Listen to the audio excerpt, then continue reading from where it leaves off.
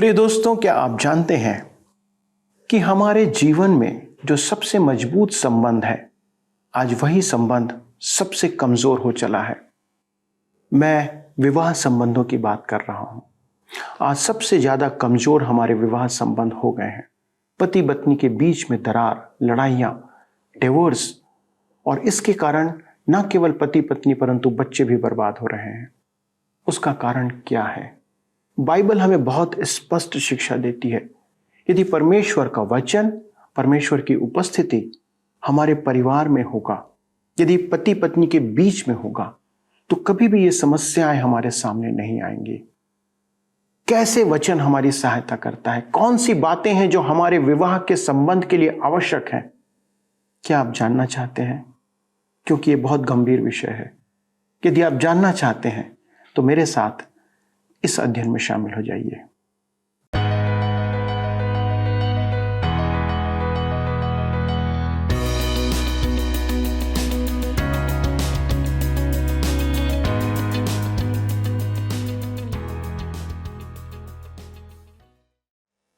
नमस्कार साथियों, मैं आपका TWR के सत्यवचन कार्यक्रम में स्वागत करता हूं और आशा करता हूं कि आप सभी स्वस्थ और सुरक्षित होंगे। हम इस समय नीति वचन की पुस्तक का अध्ययन कर रहे हैं। यह पुस्तक राजा सुलेमान द्वारा लिखित नीति की बातों पर, अर्थात नैतिक बातों के बारे में परमेश्वर के वचन को बताती है। प्रियो, हम कई बार बाइबल की बातों पर चलने का प्रयास तो करते हैं, परंतु हमारे दैनिक जीवन में दूसरे मनुष्यों के साथ, कार्यस्थल पर, कलीसियाई स्तर पर कैसा व्यवहार करना चाहिए, यह पुस्तक हमें सिखाती है। आज के अध्ययन में हम नीति वचन 19 अध्याय पर मनन करेंगे, जिसके 14वें पद में लिखा है कि बुद्धिमती पत्नी यहोवा ही से मिलती है, घर और धन पुरखाओं के भाग से मिलता है। दोस्तों, हो सकता है कि आप में से कई लोग जीवन साथी की तलाश में हो। क्या आप अपने जीवन साथी के लिए यहोवा परमेश्वर के पास गए हैं? आज हम बढ़ते हुए विवाह विच्छेद, विवाह के अंदर अलगाव, मारपीट, अन्य प्रकार की बातों को, घटनाओं को देख सकते हैं। इसका कारण केवल यह है कि हमारे विवाह के संबंध और साक्षी के रूप में प्रभु यीशु की अनुपस्थिति है। कई जवान बच्चे आज विवाह से घबराने लगे हैं। लिव इन रिलेशनशिप, अर्थात बिना विवाह के साथी के साथ रहना, ये काम कर रहे हैं। वे विवाह की जिम्मेदारियों को उठाना नहीं चाहते हैं। दोस्तों, यह परमेश्वर की व्यवस्था नहीं है। परमेश्वर ने प्रथम विवाह में आदम और हव्वा को स्वयं जोड़ा था और विवाह के संबंधों को आदर प्रदान किया था। यह परमेश्वर द्वारा स्थापित संबंध है। आज हमें परमेश्वर के सामने घुटने टेक कर अपने लिए और अपने बच्चों के लिए जीवन साथी की मांग करने की आवश्यकता है। आज घरों में पति पत्नी के बीच में दरार है। कई घरों में माता पिता के व्यवहार से, उनके झगड़ों से बच्चे आहत हो रहे हैं। क्यों? क्योंकि वहां प्रभु यीशु की अनुपस्थिति है। वहां पर यीशु मसीह उपस्थित नहीं है। आज अगर आप ऐसी स्थिति में हैं दोस्तों, तो आपको परमेश्वर के समक्ष तत्काल आने की आवश्यकता है। नीति वचन के आधार पर अपने जीवन साथी से व्यवहार करें। आइए मित्रों, इस अध्ययन को आरंभ करें और देखें कि परमेश्वर हमें और क्या सिखाना चाहता है हमारे इन संबंधों के संदर्भ में। प्रिय मित्रों, आइए आज हम अपने अध्ययन में आगे बढ़ते हुए नीति वचन की पुस्तक उसके अध्याय 19 से अध्ययन को आरंभ करें। नीति वचन 19 उसके 1 पद में लिखा है, जो निर्धन खराई से चलता है वह उस मूर्ख से उत्तम है जो टेढ़ी बातें बोलता है। परमेश्वर ने हमें मना किया है कि किसी को मूर्ख न कहें, परंतु परमेश्वर का आत्मा कहता है, स्पष्ट है कि मानव जाति में अनेक मूर्ख हैं। नीति वचन 19 उसके 2 और 3 पद में लिखा है, मनुष्य का ज्ञान रहित रहना अच्छा नहीं, और जो उतावली से दौड़ता है वह चूक जाता है। मूढ़ता के कारण मनुष्य का मार्ग टेढ़ा होता है और वह मन ही मन यहोवा से चिढ़ने लगता है। मेरे प्रियो, इन नीति वचनों में एक विचार दूसरे विचार को समर्थन करता है। यहाँ परमेश्वर की संतान और अन्य संतानों में परस्पर असमानता प्रकट की गई है। एक सत्य के मार्ग पर चलता है तो दूसरा उदाहरण और अज्ञान के मार्ग पर, जिसे परमेश्वर मूर्ख कहता है। एक कहावत है, जहां अज्ञान परमानंद है वहां बुद्धिमान के लिए मूर्खता है। परंतु यह सच नहीं है। कभी कभी कलीसिया के अगुवे भी बाइबल के प्रति अपने अज्ञान पर घमंड करते हैं। मैंने बोर्ड की सभाओं में लोगों को कहते सुना है, यह थियोलॉजी है, बाइबल की बात है। मैं इस बारे में अधिक नहीं जानता। मैं कहते कहते रुक जाता हूं। आप क्यों नहीं जानते? क्या आप एक परिपक्व मनुष्य हैं?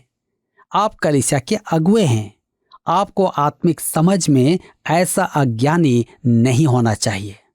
मुझे किसी ने यह कहावत भेजी, बाइबल का जानकार कभी अशिक्षित नहीं हो सकता और बाइबल की शिक्षा नहीं जानने वाला कभी पूर्ण शिक्षित नहीं हो सकता।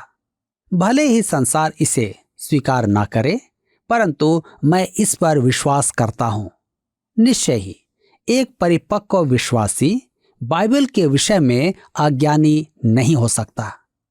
परमेश्वर के वचन का ज्ञान परमेश्वर की संतान का गुण है।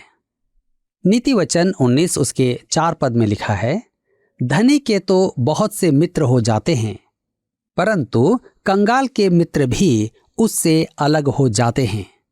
धनवान मनुष्य के अनेक मित्र होते हैं।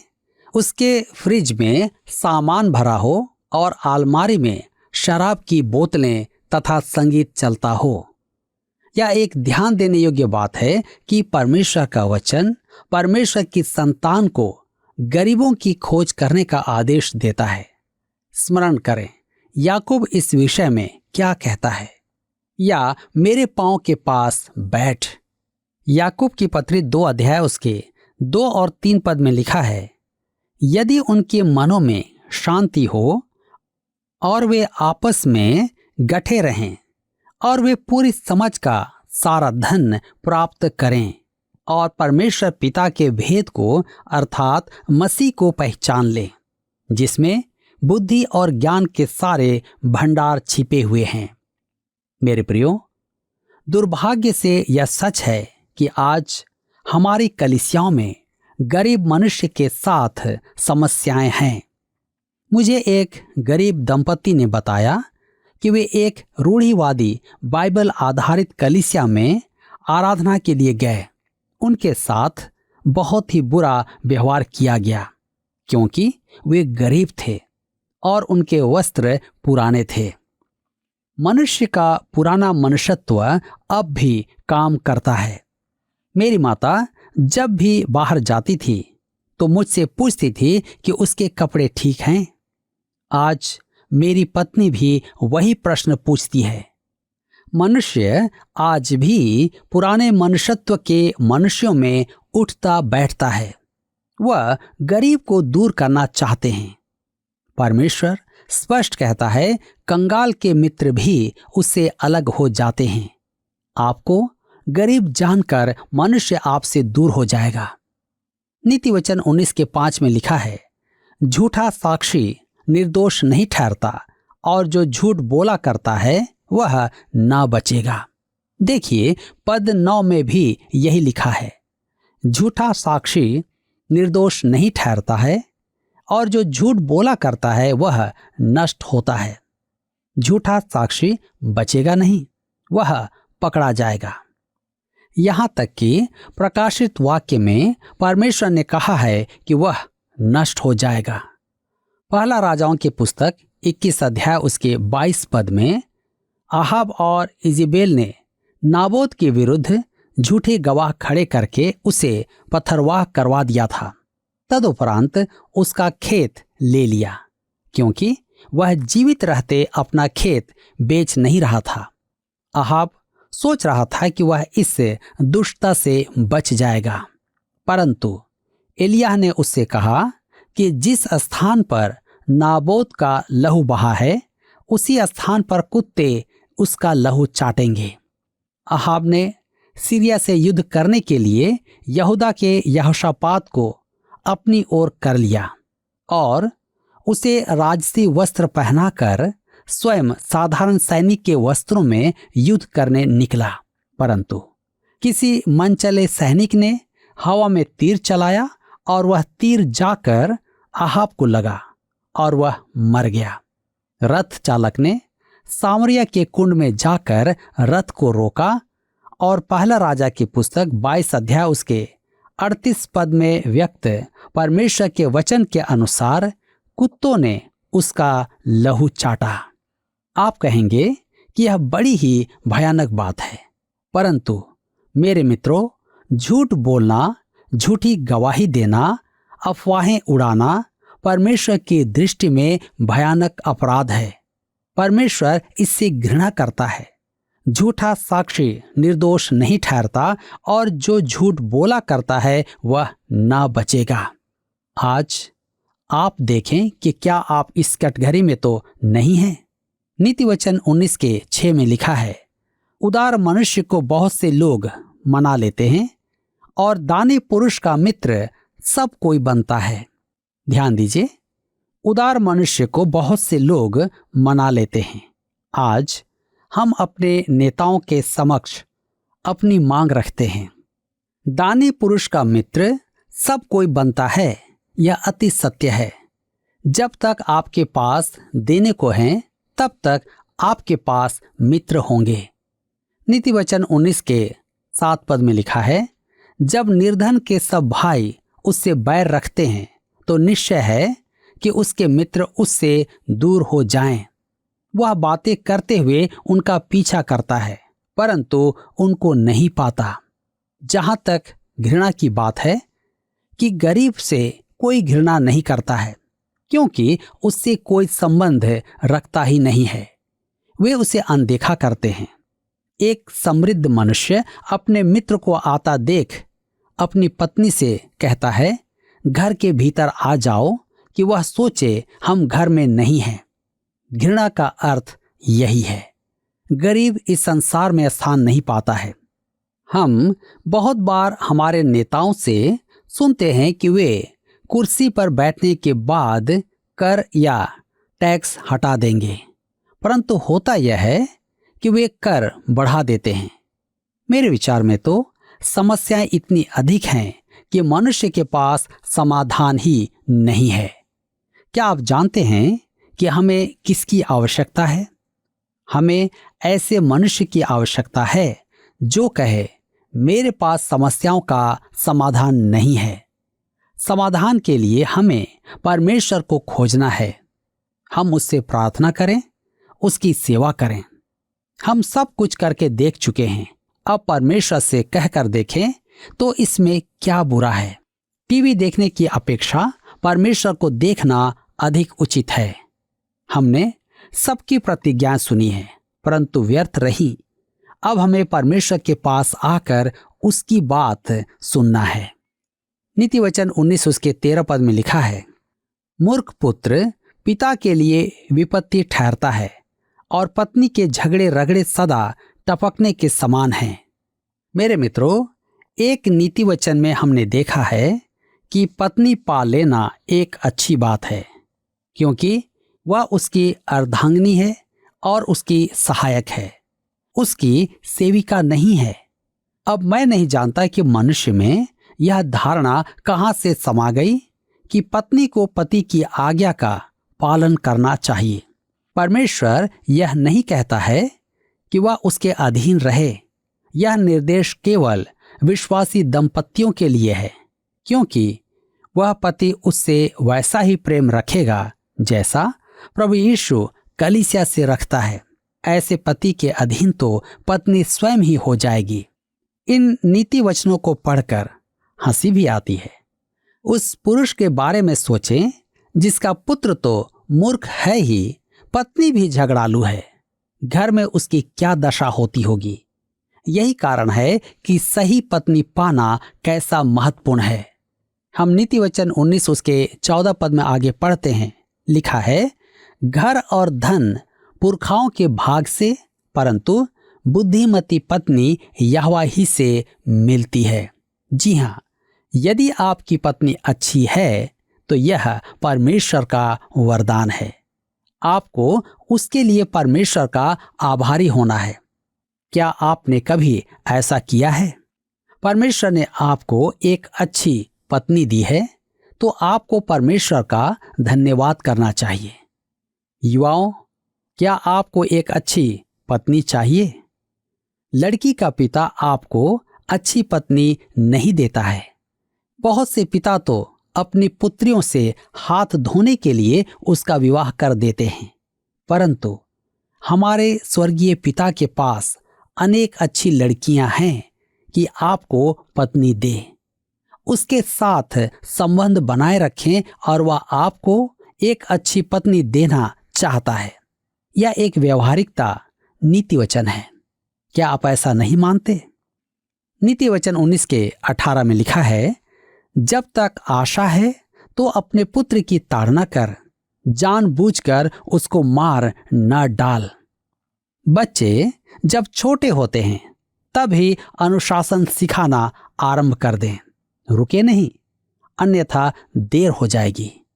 एक पुरुष जिसने जीवन में देर से उद्धार पाया मुझे बताया, मेरी पत्नी और मैंने अभी कुछ समय पहले ही उद्धार पाया है और हम परमेश्वर के आभारी हैं, परंतु हमारे बच्चे खोए हुए हैं। हम शैतान के समान थे और आज वही हम अपने बच्चों में देखते हैं। वे अपने बच्चों को सही समय उचित शिक्षा नहीं दे पाए। बचपन से ही आरंभ करें। माता पिताओं, बचपन से ही अपने बच्चों पर ध्यान दें। बच्चे के रोने पर ध्यान न दें। दूसरी ओर बच्चों के प्रशिक्षण में पिता सावधान भी रहे। बच्चों के साथ निर्दयता करने का अधिकार किसी को नहीं है। डॉक्टर आयरन साइड के अनुवाद में ऐसा है, जब तक आशा है तब तक अपने बच्चे की ताड़ना कर, परंतु उसे मार डालने के लिए निश्चय न कर। अनुशासन से डरे नहीं, परंतु निर्दयता न करें। निर्दयता बच्चे की आत्मा को आहत करती है। निर्दयी माता पिता को तो कानून ही रोके तो अच्छा होगा। परमेश्वर ने विश्वासियों को विशेष निर्देश दिए हैं। इफिसियों की पत्री 6:1 में वह संतान से कहता है कि वे माता पिता की आज्ञा माने, परंतु वह इफिसियों की पत्री 6:4 में पिता से कहता है कि वह अपनी संतान को रिस न दिलाए। तो उसके कहने का अर्थ है क्रोध में आकर उन्हें दंड ना दें, क्योंकि वे समझते हैं। दूसरी ओर ऐसी स्थिति में आप उन्हें हानि भी पहुंचा सकते हैं। परमेश्वर की आज्ञा है इफिसियों की पत्री 6:4 में कि आप उन्हें प्रभु की चेतावनी देते हुए उनका पालन पोषण करें। यह प्रभु का अनुशासन और शिक्षा है। नीति वचन 19:21 में आगे लिखा है, मनुष्य के मन में बहुत सी कल्पनाएं होती हैं, परंतु जो युक्ति यहोवा करता है वही स्थिर रहती है। जी हाँ, मनुष्य के पास अनेक व्याख्याएं और समाधान होंगी, परंतु परमेश्वर ही आपको सुझाव देगा। मनुष्य कंप्यूटर बना सकता है, परंतु परमेश्वर ही उसे बनाने की उसमें बुद्धि डालेगा। नीति वचन 19:22 में हम पढ़ते हैं, मनुष्य कृपा करने के अनुसार चाहने योग्य होता है और निर्धन जन झूठ बोलने वाले से उत्तम है। यह बड़ी विचित्र बात है कि मनुष्य कृपा करने के अनुसार चाहने योग्य होता है। आप ऐसे कितने लोगों को जानते हैं, अर्थात दयावान, उदार और लावण्य लोग।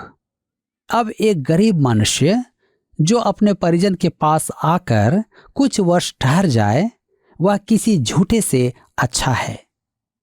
हम नीति वचन 19:23 में आगे पढ़ते हैं, यहोवा का भय मानने से जीवन बढ़ता है और उसका भय मानने वाला ठिकाना पाकर सुखी रहता है।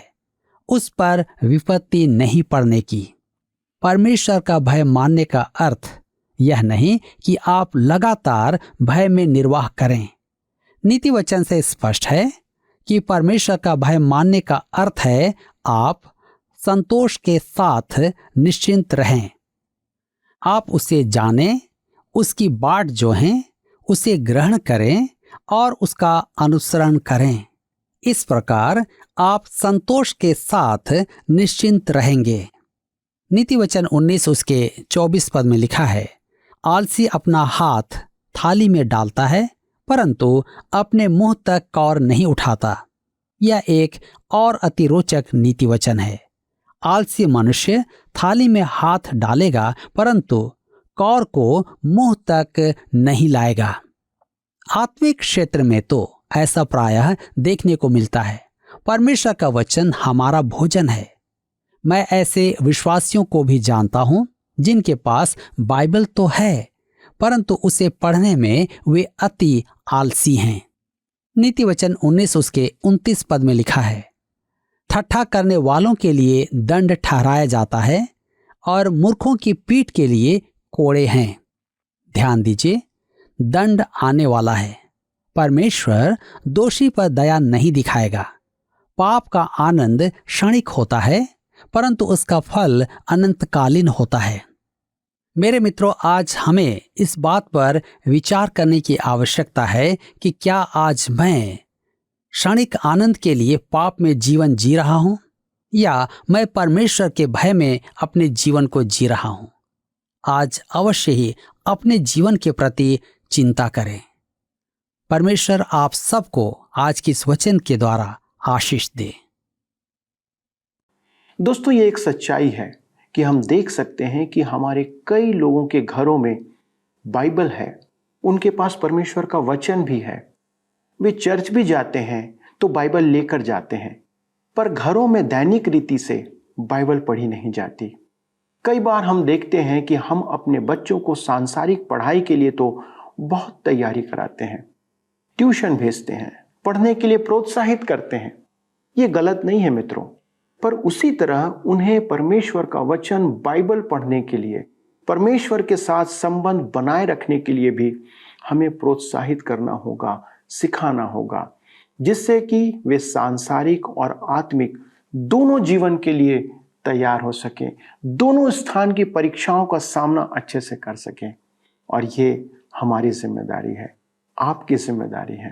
दोस्तों, जब हमारे बच्चे आत्मिक तौर पर मजबूत होंगे तो उन्हें सांसारिक जीवन जीने की शक्ति उसी बाइबल अध्ययन के द्वारा, उसकी शिक्षाओं के द्वारा प्राप्त होगी।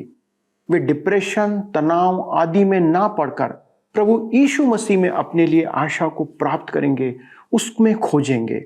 आप उन्हें एक आशावान और पॉजिटिव व्यक्ति यदि बनाना चाहते हैं तो आप ऐसा करें। किसी भी परिस्थिति में उन्हें आनंदित रहना सिखाएं। जब उनका संबंध परमेश्वर के वचन अर्थात प्रभु यीशु के साथ मजबूत होगा तो वे अपने जीवन में कभी नहीं डगमगाएंगे, कभी भी नहीं, कभी डरेंगे नहीं और कभी भी पीछे नहीं हटेंगे। इतना विश्वास रखकर अपने बच्चों को प्रभु के पास लाएं। जैसे माताएं अपने बच्चों को प्रभु यीशु के पास लाया करती थीं, तो प्रभु यीशु उन्हें गोद में लेता था और उन्हें आशीष देता था। उसी प्रकार वह हमारे बच्चों को भी आज गोद में लेगा और फिर आप अपनी सारी चिंताएं उस पर डाल सकते हैं, चाहे नौकरी की हो या विवाह की हो या किसी अन्य बात की। सब कुछ प्रभु आपके लिए पूरा करने को तैयार है। केवल आवश्यकता यह है कि आप अपने बच्चों को लेकर आज प्रभु के पास आएं। आइए दोस्तों, सारी बातों के लिए परमेश्वर को धन्यवाद दें और आज अपने बच्चों को परमेश्वर पिता के पास लेके आएं। आइए हम प्रार्थना करें। हमारे स्वर्गीय पिता परमेश्वर, इन पवित्र वचनों के लिए आपको धन्यवाद देते हैं। एक अद्भुत शिक्षा जो हमें इस बात के लिए प्रेरित करती है कि हम अपने बालकों को आपके पास लाएं। पिता, हमारी प्रार्थना है कि आज हमारे बालकों के ऊपर सबसे ज्यादा प्रहार शैतान करता है। उन्हें वे गलत मार्ग की ओर भटकाना चाहता है। जब वे घर से बाहर जाते हैं तो पिता उन्हें वो संसार की शिक्षाएं आकर्षित करती हैं, जिससे हमारे बच्चों के सामने वो परीक्षाएं आती हैं जिसमें वे गिर जाते हैं। उससे बचने का एकमात्र तरीका है पिता कि हम अपने बच्चों को आपके वचन में दृढ़ करें। यदि बालकपन से उन्हें आपके वचन की शिक्षा दी जाएगी तो आपका वचन उनकी अगुवाई करेगा। प्रभु, हम अपने सारे माता पिताओं के लिए प्रार्थना करते हैं। किसी रीति से यदि उनके बालक, उनके बच्चे, भले ही वो कितने बड़े क्यों ना हो गए हों, यदि वे आपके साथ नहीं हैं, गलत मार्ग पर जा रहे हैं, भटक रहे हैं, विवाह की चिंताओं में प्रभु माता पिता घुल रहे हैं, हमारी प्रार्थना है पिता, आप दया करें, अनुग्रह करें पिता कि हमारे जीवन के हर एक संबंधों में, हर एक कार्यों में आप प्रभुता करें। पिता, हमारे आज बहुत से परिवारों के विवाह के टूटने का कारण आपकी अनुपस्थिति है। प्रभु, लोगों ने अपने जीवन में आपको स्थान नहीं दिया है। प्रभु, कितना उत्तम होगा कि हम सब आपके निकटता में रहें, पति और पत्नी अपने परमेश्वर पिता के साथ जीवन व्यतीत करें और अपने बच्चों को भी अपने पिता के पास लेकर आएं। प्रभु, ऐसी सहायता करें कि आज जितने माता पिता अपने बच्चों के लिए विनती कर रहे हैं, उनके हृदय टूटे हुए हैं, उनके लिए गिड़गिड़ा रहे हैं, हमारी प्रार्थना है प्रभु, उनकी प्रार्थना को सुन ले, उनके जीवन में एक अद्भुत परिवर्तन लेकर के आए जो कोई और नहीं कर सकता, सिर्फ आपका वचन कर सकता है। और होने दे पिता कि इस वचन के द्वारा, इस प्रार्थना के द्वारा उनके परिवारों में शांति और समृद्धि आने पाए। धन्यवाद के साथ इस विनती को प्रभु यीशु क्रिस्ट के नाम से मांगते हैं, आमीन। प्रिय दोस्तों, मुझे आशा है कि आज के अध्ययन ने आपके जीवन में एक अद्भुत कार्य किया होगा। यदि आप अपने परिवार के संदर्भ में, पति पत्नी के संबंधों के संदर्भ में, अपने बच्चों की शिक्षा, उन्हें सही ज्ञान देने के संदर्भ में आप कोई भी सलाह चाहते हैं तो आप हमसे संपर्क कर सकते हैं। हमारा नंबर आपके सामने है। अगले प्रसारण में हम इस अध्ययन को आगे बढ़ाएंगे। तब तक परमेश्वर के अनुग्रह में बने रहें और अपने बच्चों को सही शिक्षा देते रहें। प्रभु आपको आशीष दे। पिछले प्रश्न का उत्तर है बी, सही है। परमेश्वर ने कलीसिया को सांसारिक आशीषों की प्रतिज्ञा नहीं दी है। उपरोक्त कथन वचन अनुसार सही है। आज के अध्ययन पर आधारित प्रश्न है, आज के अध्ययन में परमेश्वर का भय मानने का अर्थ किस रीति से प्रकट किया गया है? ए, डरते और कांपते रहना, बी, उसके सामने सिर न उठाना, सी, उसकी आज्ञा मानना, डी, संतोष के साथ निश्चिंत रहना। मित्रों, इस प्रश्न का उत्तर हमें कल सुबह 6 बजे से पहले विकल्प ए, बी, सी या डी के साथ अपना नाम, पता, स्थान के साथ 9651433397 पर SMS या WhatsApp करें। सभी विजेताओं को विशेष पुरस्कार प्रदान किए जाएंगे। धन्यवाद। क्या आपको यह कार्यक्रम पसंद आया? अभी हमें एक मिस कॉल करें और आप अगले विजेता हो सकते हैं।